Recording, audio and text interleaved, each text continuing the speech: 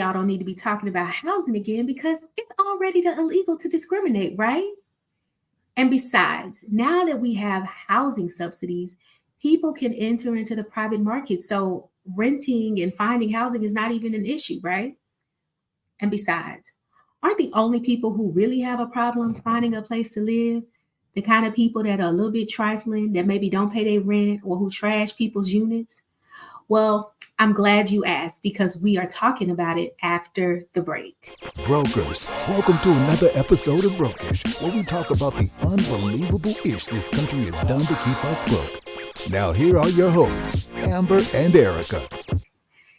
Hello, everyone. I'm Amber. And I'm Erika. Hey, brokers, because Amber doesn't want to say that anymore as a part of our introduction. Child, can I do my introduction the way I would like to? Hello, brokers. Hello. Thank you, Amber. Some stuff, brokers. Like, you know, like the journalists and they sign off the same way every time. Like, we have to have some consistency, but it's fine. How are you, Amber? Y'all, today on Brokish, we are talking about evictions. Can we evict Erika? Okay? Oh, wow. Can we evict Erika? Okay. That's the only just eviction I'm really to stand behind. But no, seriously, welcome, brokers. And today we are so excited to be talking with you all about something that I quite frankly think gets swept under the rug, because it's so easy to think everybody's doing okay.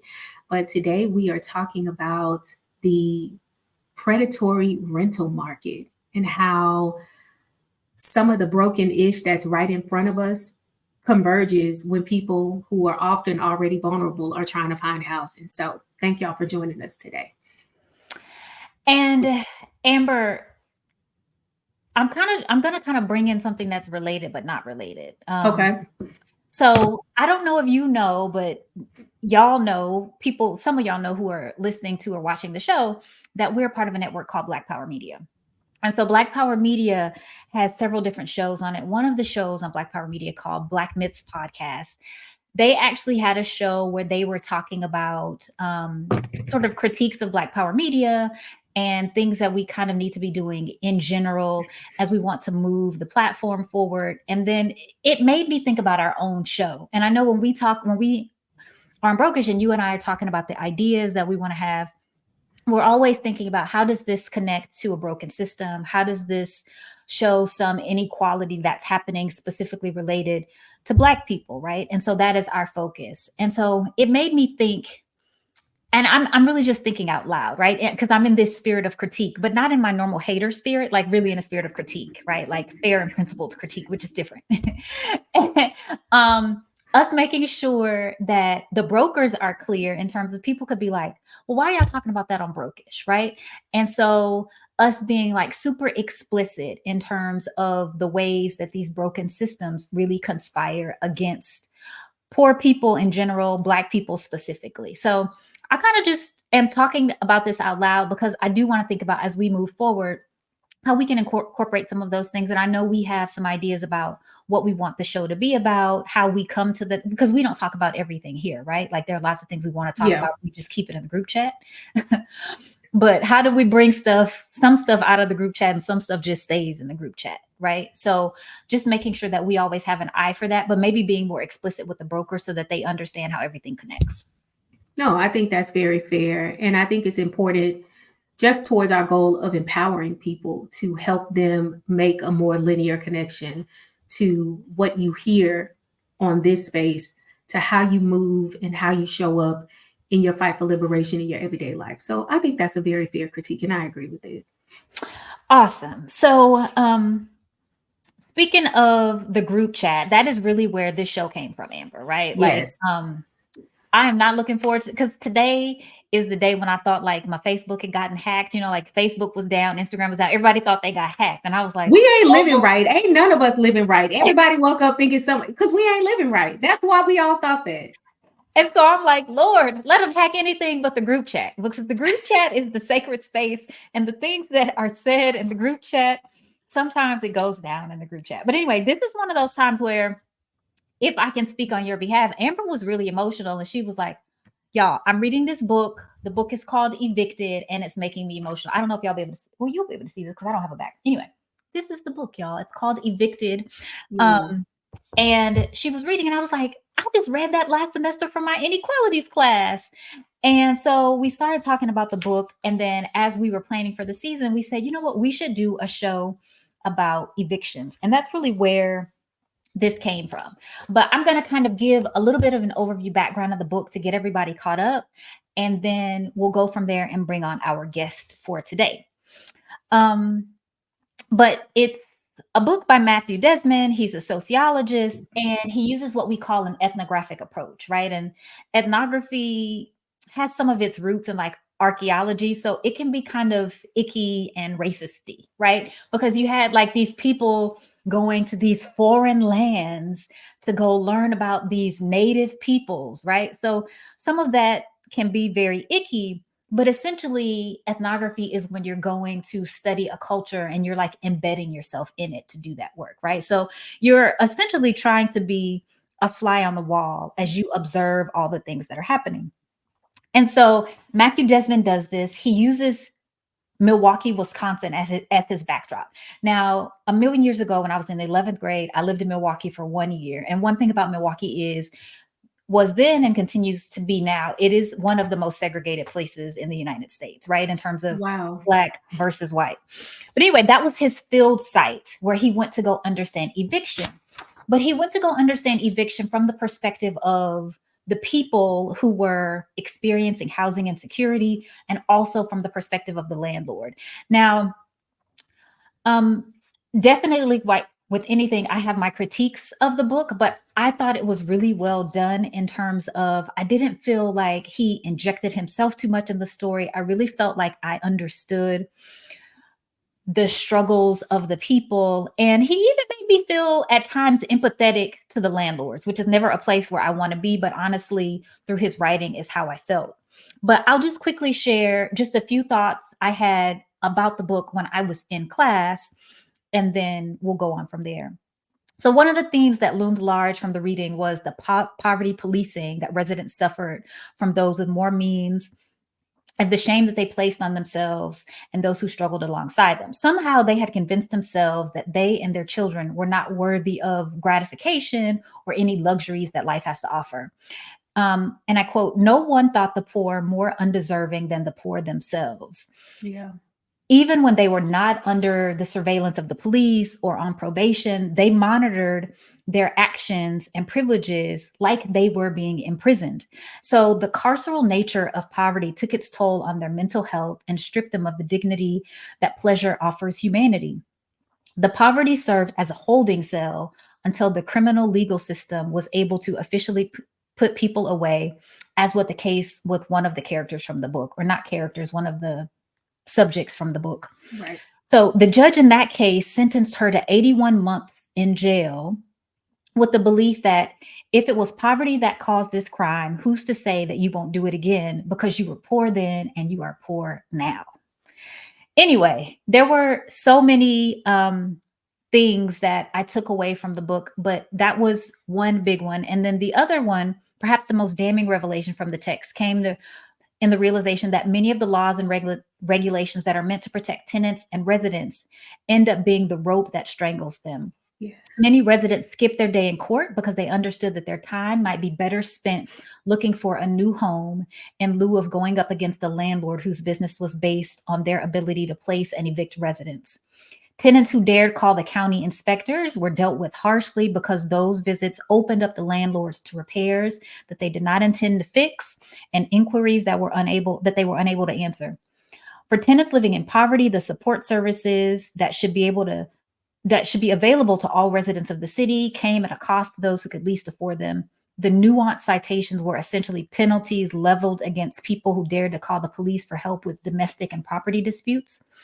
And it goes on, but anyway, being poor comes with a lot of taxes. And that was just on full display in this book. So I understand, like you, I was very emotional in my reading of it.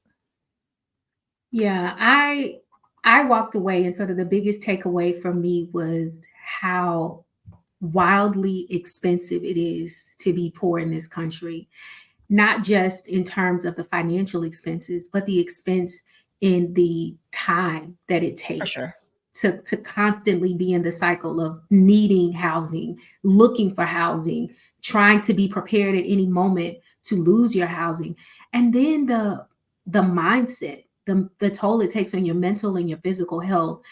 And I was grieving and lamenting because some of those things are only that way because we make them that way. And I thought about the ease and convenience that people like me have in paying a mortgage. You get 15 days before somebody ever says a word, right? You know, if I needed money from the bank, I could probably call and have it in half an hour, right? And just the ways that people have created whole industries around preying on people who are insecure. And for me, you know, I think you know that, but the nice thing about ethnography is the way that it's written.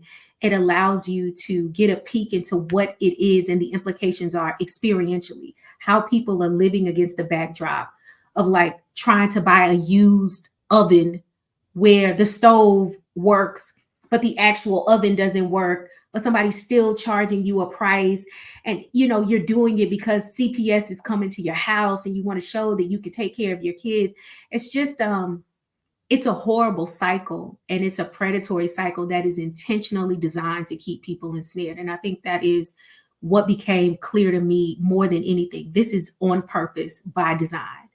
And that just made me really sad. Yeah, absolutely. And like so many of the things that we talk about here on Brokish, right? For sure. The broken systems, we call them broken systems because our name is Brokish, but we know they're not broken. They're working as designed, right? Like that's exactly right. That's what we know. But Amber, I'm happy that we were able to come from the group chat and have a guest, because we were like, we would prefer not to talk about this amongst ourselves. Like, we would like to have somebody who is better equipped to have this conversation with. And so that's what we've done today. So I would love for you to introduce our guest. Yeah, so it's always nice when your brokish world and your real world converges. And so for me, last year, I had an opportunity to sit on a panel at a law school here in Dallas, SMU. And my co-panelist was a man named Mark Melton, who was the founder of the Dallas Eviction Advocacy Center. He's also a very well-respected tax attorney here in town. And just sort of listening to the work that he did and how DEAC really advocates for tenants' rights and some of the statistics he put out, I was like, this dude is dope. And, you know, Mark is kind of like a scruffy, irreverent white man. I was like, let me find out. And, you know, once we started talking about this episode, I realized I was like, oh my gosh, I'm connected on Facebook and LinkedIn with the director of DAC, Bill Holston, who is another attorney here in town. And so I reached out to him and asked him to come and do this episode with us. And he immediately said yes. And so we are so excited to have Bill here with us today. He is a lawyer who has a degree from SMU, the Desmond School of Law. And in 2023, he became the Chief Operations Officer of the Dallas Eviction Advocacy Center. And their services include providing pro bono legal advice, representation of tenants, housing assistance, and rent relief. And DEAC also assists all Dallas County tenants, regardless of income, race, immigration status, or native language. And so Bill has been a staple in Dallas nonprofit work for a while. In 2015, he was named a Distinguished Alumni for Public Service by SMU's Desmond School of Law. And in 2019, he was honored with the Martin Luther King Jr. Award by the Dallas Bar Association. And he also received the Chris Daughtry Legal Services Award from the State Bar of Texas. And in 2020, he was awarded the Patrick Wiseman Award by the State Bar of Texas Civil Rights and Civil Liberties section. So we definitely have somebody here with us today who is a walking embodiment of what we say all the time, that liberation is a group project. And so none of us are going to be free until we're all free. So thank you so much for being here with us today, Bill. We appreciate your time. And we are so excited to hear your perspective on some of the things we've been talking about that we both learned about from reading Evicted. And can I also say that Bill has awesome bow ties too? Sorry, Bill. Thank you. No, I'm just going to say thanks for inviting me. I'm really looking forward to the conversation. Absolutely. So before we kind of start talking about the nitty gritty, why don't you tell the brokers here what the DEAC does and just a little bit more about your work and your advocacy on behalf of tenants here in Dallas County? Sure. You alluded to Mark Milton, our founder. Mark encountered a single individual being evicted during the pandemic. And so he went to Justice of the Peace Court, which are the evictions courts in Dallas. And he was really just shocked at how this was operating and how the system was just grinding over people. And so he decided that he would do something about it. So he started recruiting lawyers to help him to represent people, because no one had lawyers. No one was going to eviction court with no tenant was going to eviction court with a lawyer. And then out of that, he started our nonprofit, which was started very small, and we've grown very rapidly. So we started about 3 years ago. Our vision is what Mark calls saturation theory, which is to saturate the Justice of the Peace Courts with attorneys so that everyone gets represented. He was also, and this is really part of our ethos, is getting funded in a way which is a lot of work, but getting funded in a way that we don't have any strings to who we can represent. Because Legal Aid, and I love Legal Aid of Northwest Texas, is a great organization. They do a lot of really wonderful, great justice work. But they receive money from the Legal Service Corporation. Well, because of that, they can't represent undocumented people.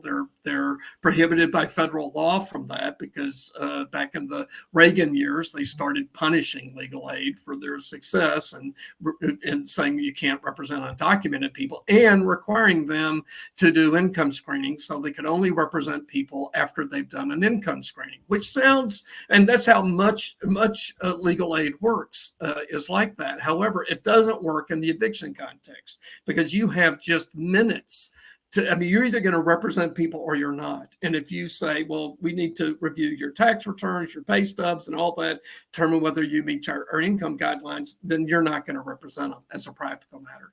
And so we have been placing lawyers in every eviction court, every Justice of the Peace Court in Dallas County. We're not at total saturation yet, because we're still growing, still hiring lawyers, but we're well on our way to doing that. And so we go to court. I was there this morning for, I got there about 8:15. I got done about 12:30 in precinct 1, place 1, which is on Polk and 20. And we had lawyers in courts all over the county this morning. And we represented, I should have done a count, but we probably represented 15 people in the eviction docket this morning.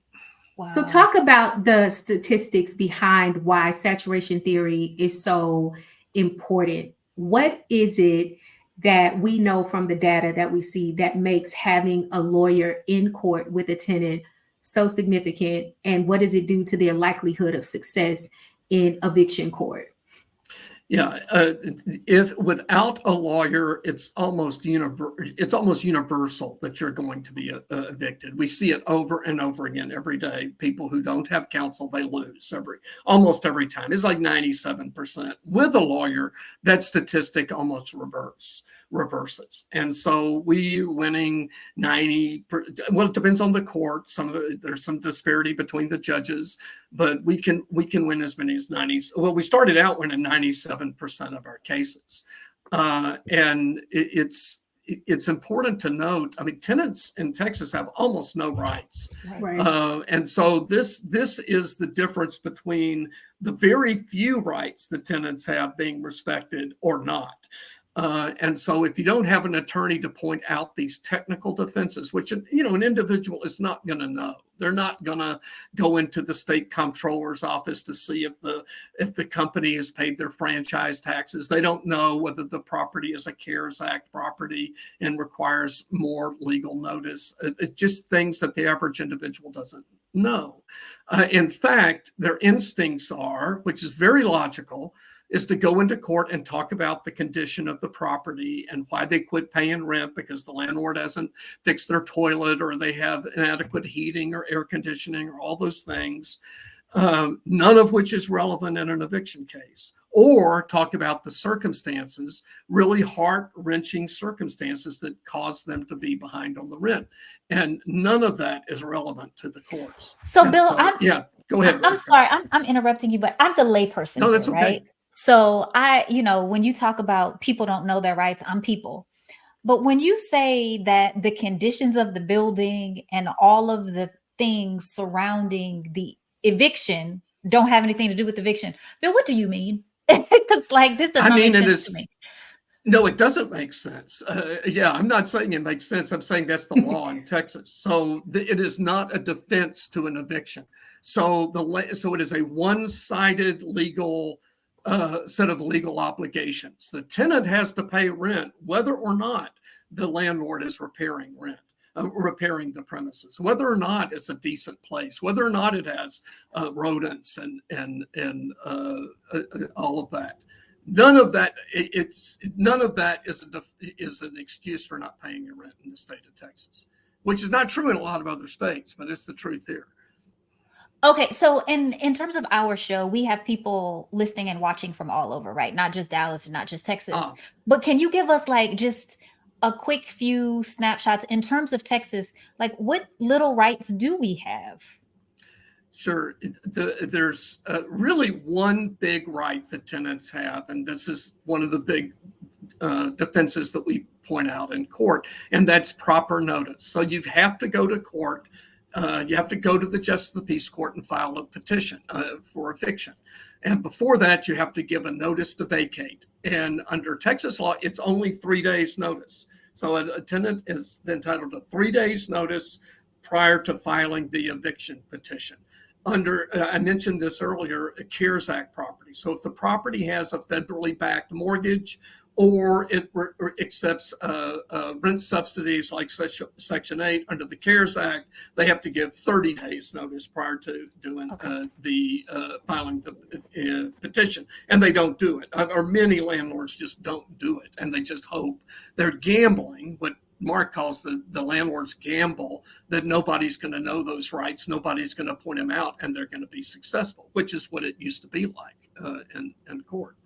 The other rights they're not really rights for tenants, they're just defenses that we use that would be true in any kind of case, is the landlord has to pay their franchise taxes to the state of Texas. So if they haven't paid their taxes, then they don't have the right to file a lawsuit. So we're researching that. We're also looking at what is the correct legal owner. We're going to deed records. We're going into the comptroller's office and the appraisal district's records to see who the proper owner of the property is and to make sure that the people filing this eviction are actually the people who own the property and have the legal right to pay.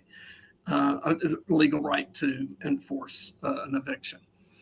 Which also points out another thing that is important for people to know is there's no federal protection on these things. So literally how much rights you have depends on where you live. And that is a really tragic thing that I think was illuminated in Evicted, the book, which talked about, kind of what the state of the law was in Milwaukee County in Wisconsin. And so literally people everywhere are held to different standards just depending on where they live. And so that is something that puts a lot of people in more risk than others. Like people who live in Texas have a lot less rights than tenants who live in somewhere like New York, Oh, absolutely. You see, I mean, it's I think shocking for people to try to figure out what you can do or not do in Texas, and people from other parts of the United States. But some of that has to do with tenants were active and advocating for their rights way over 100 years ago in New York. You had legal aid that was developing in New York back in the turn of the 20th century, but that didn't exist. That's still in its infancy in Texas, really. And of course, our legislature has been a very, very conservative legislature forever. I guess there were periods of time where it was progressive back in like the 1890s, but not during my lifetime anyway. So to kind of go back to the book a little bit, one of the themes for me that was really consistent in the book, and of course is consistent in this nation, right, is racism.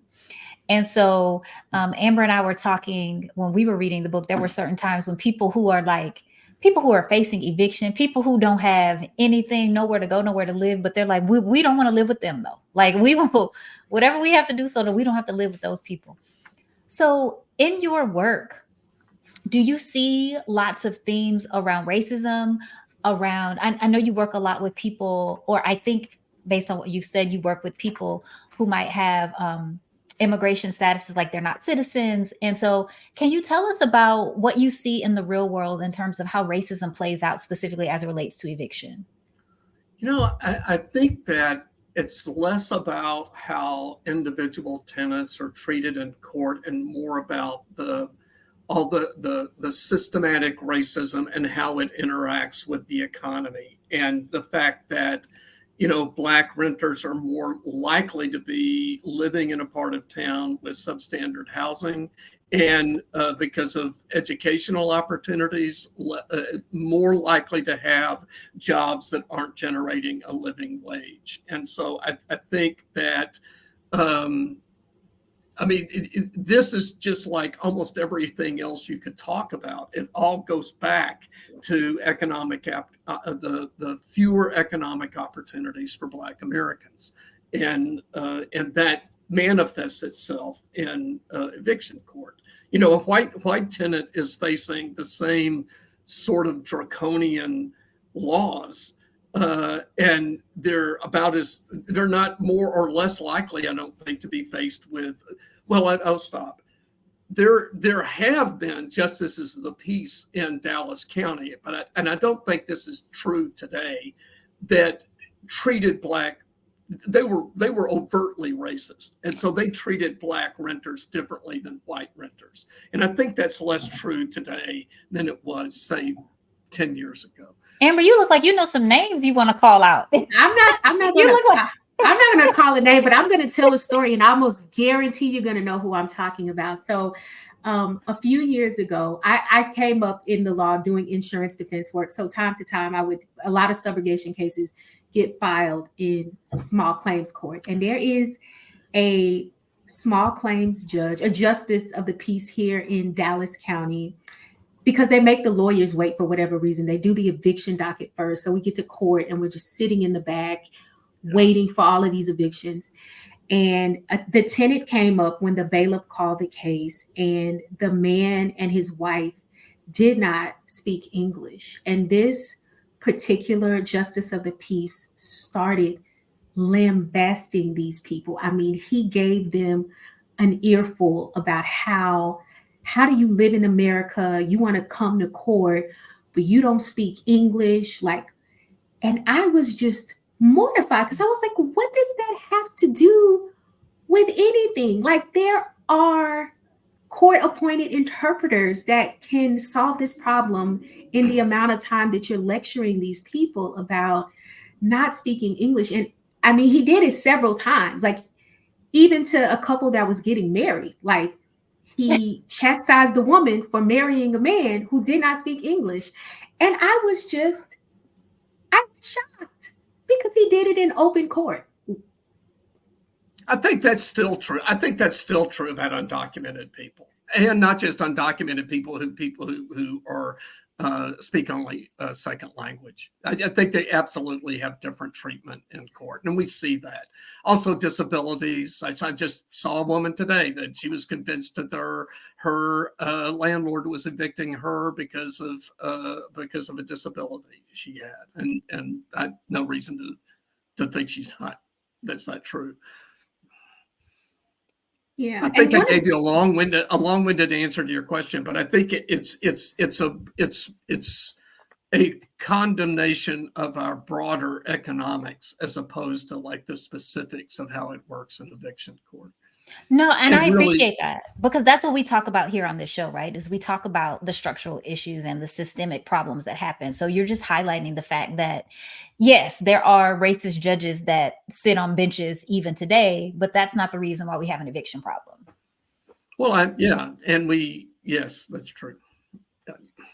And one of the things that also kind of strikes me about this whole issue is how hard it is to prove. I know one of the things that came up in Evicted in the book was that the two young ladies, Crystal and I think Vanetta, who were trying to rent a unit, they asked the landlord about the unit, and then he like pretended to get a phone call. And he was like, oh, actually, my partner just told me that unit was rented to somebody else.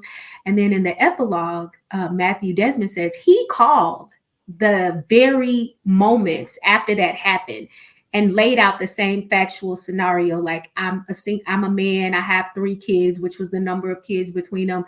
I make $1,400 a month.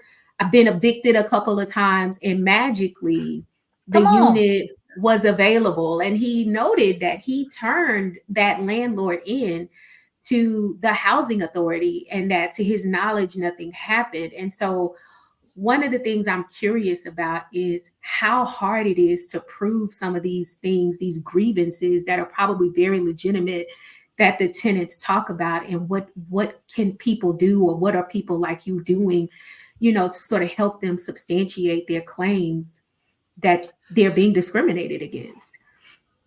Yeah, I mean, for one thing, it's just, it's hard to be poor. You don't have Yes. any margin in your life. And so we're always asking, like, I mean, here's an example of something that happens every single day, right? One of the rights the tenants have is that the notice to vacate must be placed on the inside of their door. It can't be taped on the outside of the door. It can't be put on a clip on the outside of the door. It's literally got to be inside the door. And there's a real practical reasons for that. Okay. Well, many of them don't do that, but they come to court and lie about it. And it's just like, and we have to tell our clients they're going to lie about this. Occasionally they tell the truth, but not often. And the judge is going to believe them. And then we'll say, well, do you have a Ring camera? Did you take a picture of it? And sometimes they have. They actually have taken a picture of where that envelope is on their door and things like that. And so we send flyers out to people facing eviction and like, here's the evidence we need. Like take a screenshot of your ledger. You're saying that you were paid in full.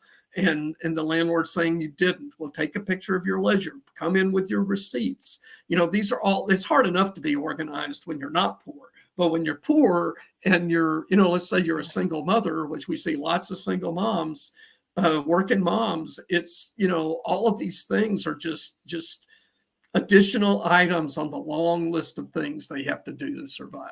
And so we're always hampered by going to court where the landlord's represented by a lawyer, perhaps. They have a corporation that's handling their evictions. They have, staffs, and this is a single person who is trying to put together. But it's pretty amazing how often people did do that. People have power, and they often are exercising the power they do have by being organized and having proof and taking photos and things like that. I hope that answered your question. Yes. And you talk about how expensive it is to be poor, and just again going to eviction court, and how long do you have to sit there, and you're taking time off work. It's just all the things just adding up.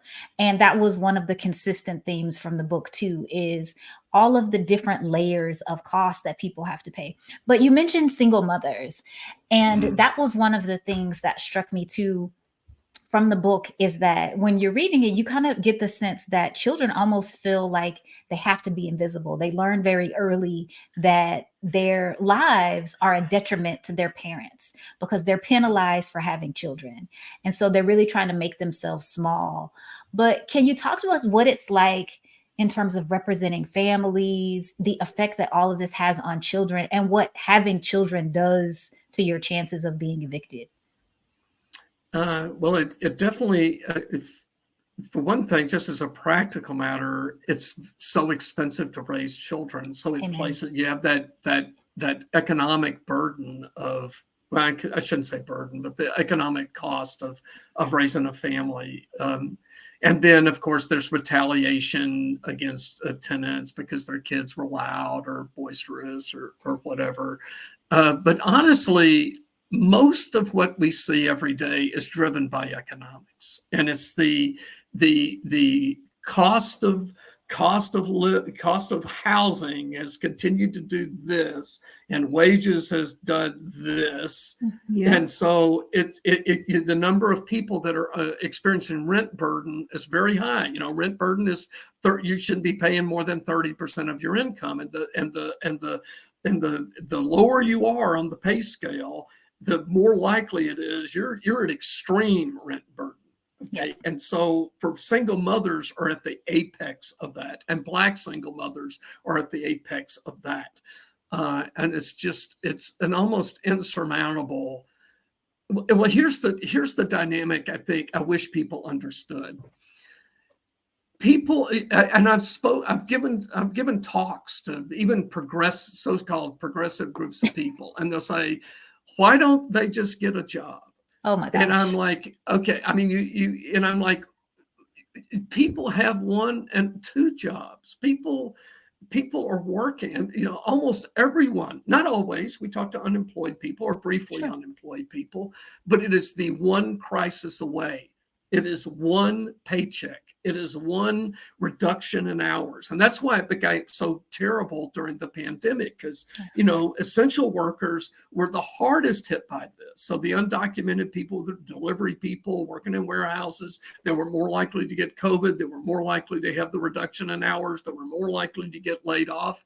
And they don't have that margin in their life. And so when that happens, they can't pay their rent.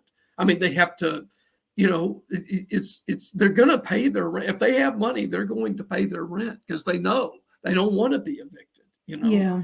And so it's, that's the reality. I wish people, if there was one thing I wish people understood, it was that, is how often we hear from our clients, I want to pay my rent. I mean, the one that sticks in my memory, I mean, it just really just hit me hard, was a woman who said, I fell behind because I went to I had a surgery. And then later she said she'd had a radical double mastectomy.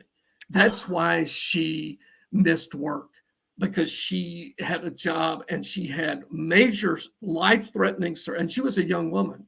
And that's why she was behind on her rent. And the landlord doesn't care, the courts don't care. It doesn't matter why. And so this is the reality that, and not just poor people, but I guess I'd say the working poor, people that are not making a living wage. They just have zero margin. And so those things that happen to all of us, they're totally unprepared for, and that's what puts them on this cycle of not being able to pay their rent. And then I feel I've talked a lot, but there's one other thing I want to add that's a big difference, I think, than the Evicted book and I actually had a landlord tell me this the other day. A lot of those landlords in the Evicted book were mom and pops and people of color that were investors and had bought an apartment complex and things like that. Private equity has changed all that. So the landlords that we are talking to are corporations, out-of-state corporations that are buying out these mom and pops, because the mom and pops, a lot of times we talk to them, not always, but a lot of times we'll talk to them, and they know these people. And they will work with them. It's still an oppressive, unbalanced situation, but it's at least based in humanity. With the Briar Creek Pastures number 12 LLC, they don't know you. They don't care about you. They don't know and so the tenants get in this. They think, hey, I made a good faith effort. I mean, I brought them money. Every time I had money, I brought them to them. And I thought that was like, going to demonstrate something. And it doesn't. It doesn't buy them anything. They're going to be facing that eviction anyway. And you know what? What struck me the most as I've learned about this is that these financial catastrophes are not, you know, when you think in your head, what is a financial catastrophe? You think thousands and thousands of dollars. Mm-hmm. These are people who are put into this cycle by like a couple $100, a few $100. And that is what struck me the most, is that that was the difference between housing security and housing insecurity. Like for some people to have an unexpected expense of $150 or $200 or something like that. And just that to me was the most shocking part of it. This was not the wheels went all the way off, you know, my car burned down and I had to take $6,000 and put it down. It's like, no, my sister died and I bought a bus ticket to go to the funeral. So now I'm $150 short. And think about the parallels to the basic legal system, right? How many people are incarcerated because they also didn't have a few $100s to get themselves out of jail. Like, well, then coming out of jail, I talked to formerly incarcerated people, and they're of course struggling to find a job and struggling to find a good job, find a living wage, and maybe they get into the place they can afford, which is marginal, but not. But then they wind up not being able to afford that, or they get laid off, or maybe they applied for a job and didn't disclose the fact that they had a prior crime. And then I've talked to people like then the landlord discovered it and kicked them out, you know, after that they didn't disclose a crime. And so all of this, I mean, y'all know this better than I do. It's all connected. You know, all these justice and economic issues are all wound up together. And the part about the private equity is so interesting to me, because you do see that in so many places around the country, right? You just see where it's happening in a lot of big cities. And I'm just thinking out loud, I'm like, where does this go? Like when all of the homes are owned by corporate, what does that mean? Like with the crystal ball, where is this taking us?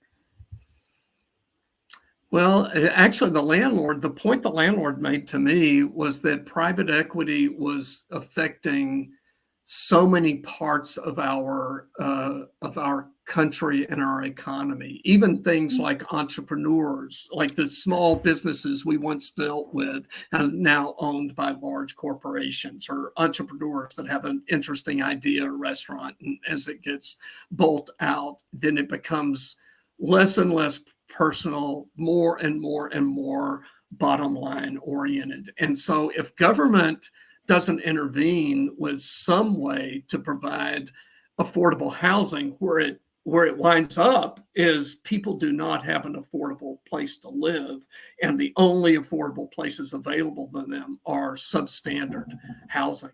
And that's where this is. I can't say it's where it's headed. I feel like that's where we're at. Already there. Wow. And it's just going to get worse.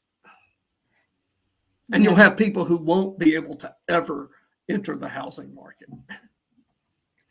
And it's interesting because I feel like there is a very intentional effort to shift the narrative, to make the narrative be one where, oh, look at all of this housing private equity is creating. Like, I know I was reading an article in Dallas Morning News the other day, and instead of new construction neighborhoods, D.R. Horton out in Princeton, they're building a new construction rental community. Like it will be homes that will be rented. And then it's essentially a program where I think it's a third of the community will be rent to own, to help people who are otherwise not credit worthy or otherwise might have income issues get into a rental property and eventually own the home. And so they are doing a really good job of sort of presenting this as this noble solution to a problem. And I think people are really drinking the Kool-Aid without recognizing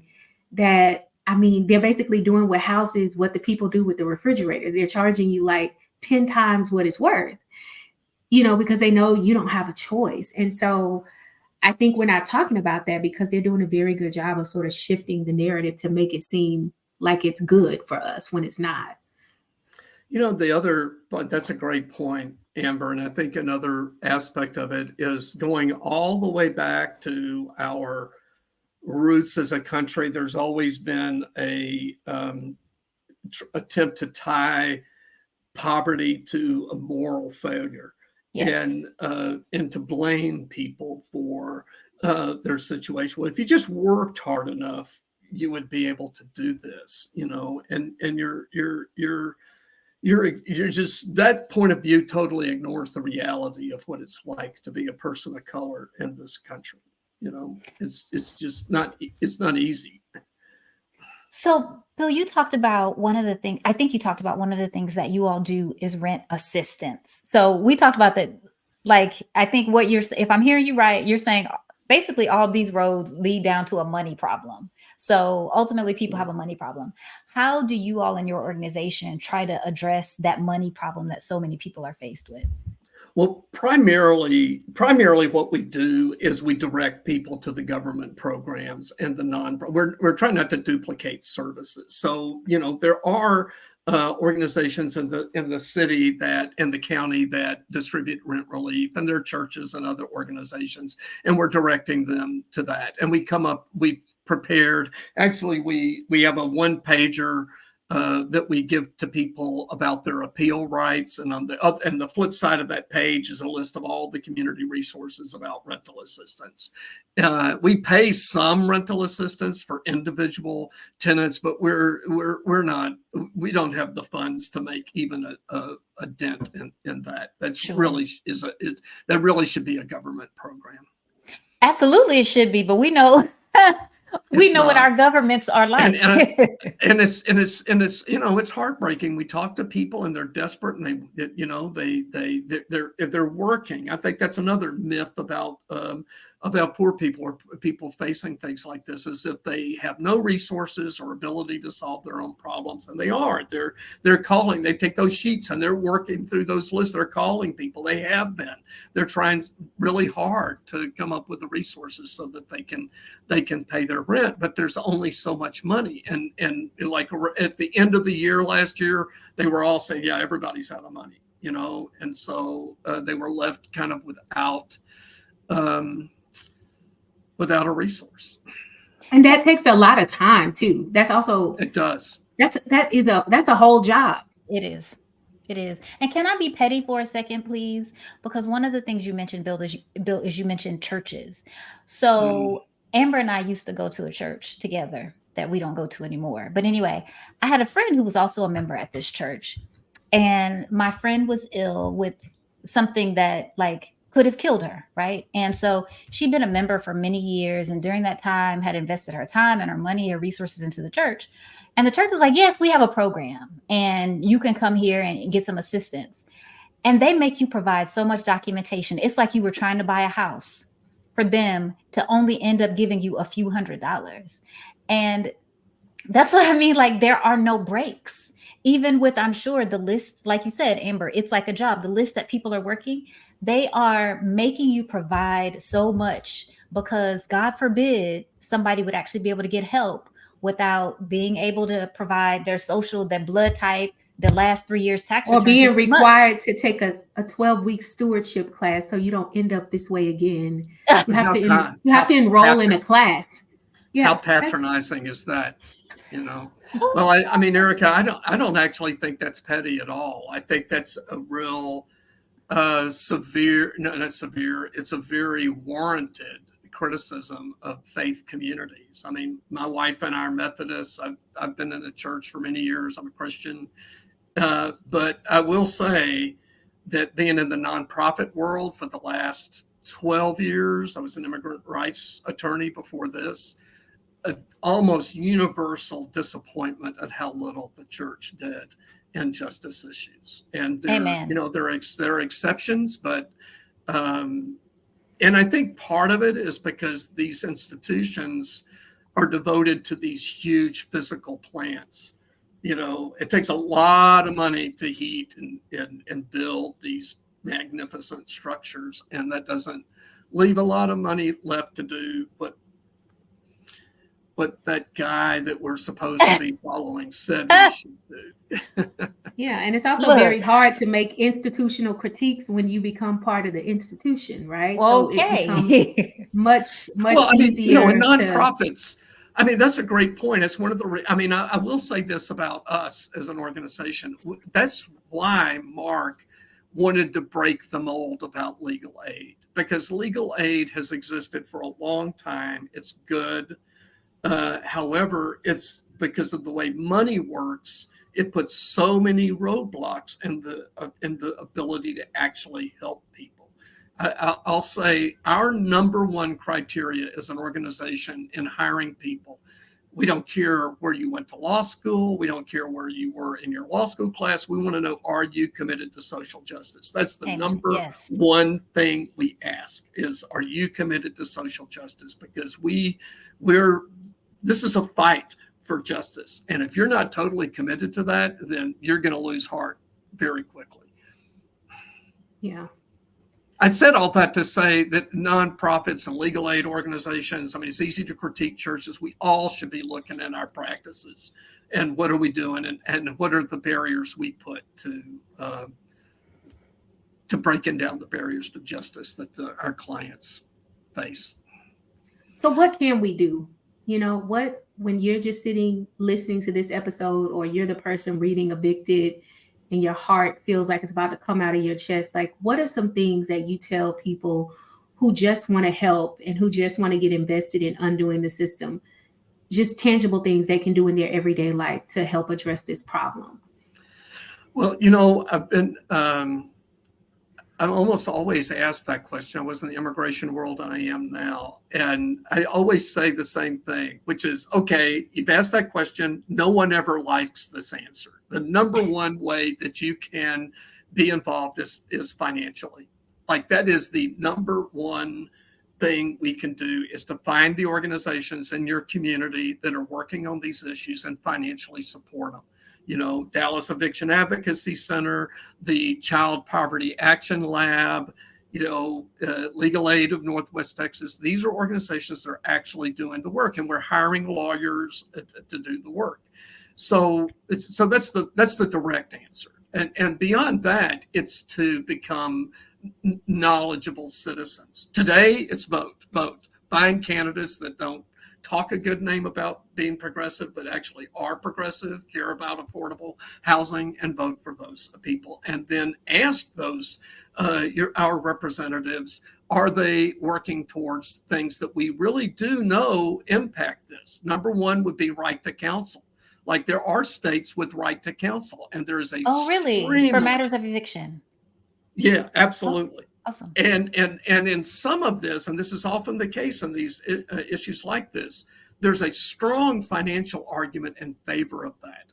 Like CPAL, Child Poverty Action Lab, commissioned an economic study on our organization, and they determined that our efforts saved the taxpayers $40 million in the evictions that we avoided, and that will inevitably lead to homelessness, because it's even if you don't care about the individuals involved, which of course we should, but if you don't, there's a strong economic argument for them not being evicted and avoiding those substantial costs of homelessness to a city. So a right to counsel, and there are other legislative things we could do, like a right to cure.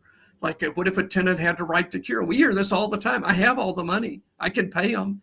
And the landlords have no obligation to accept it. And so if that was in the law, that they actually have to accept, even though it's late, but they can pay 100% of the rent and the late fees and court costs and all that the landlord be forced to take that. And then that they're forced to take housing vouchers, and that we should have an increase in available housing vouchers, and landlords have to accept them. Those are policies that really people way smarter than me are advocating for, and we just need our elected representatives to do those things. And on behalf of Brokish, I'm going to offer up Amber's pro bono time to. Listen, I'm already down at DEAC, so we can. I am. Come on, we'll get you a housing as a human rights button, right? Yes, I love it. I have definitely done my share of MLK clinics with Legal Aid in Northwest Texas. I believe in pro bono work. I I do it as much as I can. So you don't have to volunteer me. I'm down. Well, I mean, but honestly, what you're doing, I mean, informing the public about the issues is extremely important. I would say most people, I didn't know very much about evictions before I took this job. You know, it's just not a world I'd lived in. And I've learned a lot in the 6 months I've been there. Yeah. Wow. And a lot more to learn. I'm down with that. Well, Bill, thank you so much for joining us. Amber and I, oftentimes, if we have certain guests on the show who do have organizations, we will offer our support. And so we say this, and then we'll post our receipts so that people know we weren't lying about offering money. So Amber and I will give a donation to DEAC as well, and make sure that you can see our receipts to prove that we actually did that. Now, you know, we are Black, so we are living under different circumstances economically. So it's going to be a small donation, but a donation. Actually, to be honestly, Erika, that means a lot to us, and it means a lot to me personally. Thank you for offering that. Yes, and thank you for joining us today. This has been so enlightening. You know, I think that so many of us walk around every day with assumptions about where people are, how they got there, and what they need to do to change it, without realizing that the invisible boulders on some people's backs are things that most of us will be broken by within 5 minutes. And so this was really eye-opening and very helpful. And so we appreciate your time. Absolutely. Thank you. So Amber, do we have homework? Thank you, Bill. Thank you. Yes, we do. So we want all of you brokers to follow our lead, and we are going to put the link to donate to DEAC. Big donation, small donation, it all adds up. And so that's the first thing we're going to ask you to do. And then the second thing we're going to ask you to do for homework today is, I told Erika this, she laughed in my face because she is a hater, as she has already acknowledged in this episode. But I think we need to have a Brokish book club. And so the homework is, find you 2 or 3 people that are down for the cause, and I want y'all to read Evicted or listen to it on Audible, because I listened to it on Audible and I liked it so much I went and bought the book and read it on the hard copy as well. But even if everybody don't do it, because, you know, she probably didn't read that whole book for her class anyway. But I want to talk about it. So we're going to start a Brokish book club with or without Erika. So read Evicted and donate to DEAC. And of course, get caught up. This is still only episode 2 of season 9. So you still have time to get caught up so that you can be fully prepared for all the shenanigans in season 9.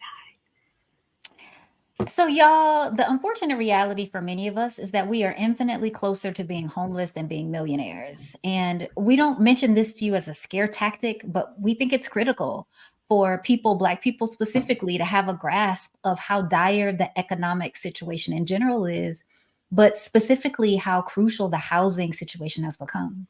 As we think about moving forward, we should consider like all kind of things that I know we don't want to think about, like community care, multi-generational living, and non-traditional arrangements. Now, that doesn't mean go live with somebody that's not nice to you. You know, I'm not saying, you know what I'm saying.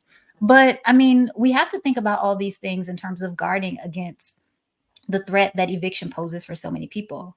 And let's reframe how we talk within our groups and with our children about how living together in maybe some non-traditional ways can be a source of cultural preservation and financial preservation as well. And y'all know, as we keep saying, liberation is a group project. We're all we got. Thanks for tuning in, and we look forward to catching up with you on the next episode of Brokish.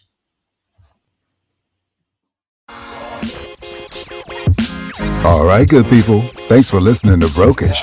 For more episodes, visit us at brokish.com or subscribe, and Brokish will get direct deposited into your favorite podcast app on the 1st and 15th. Share Brokish with your friends and join the conversation on Twitter, Facebook, and Instagram. Music for Brokish is Come Get Some by Blank and Kit. Until next time, goodbye and good luck.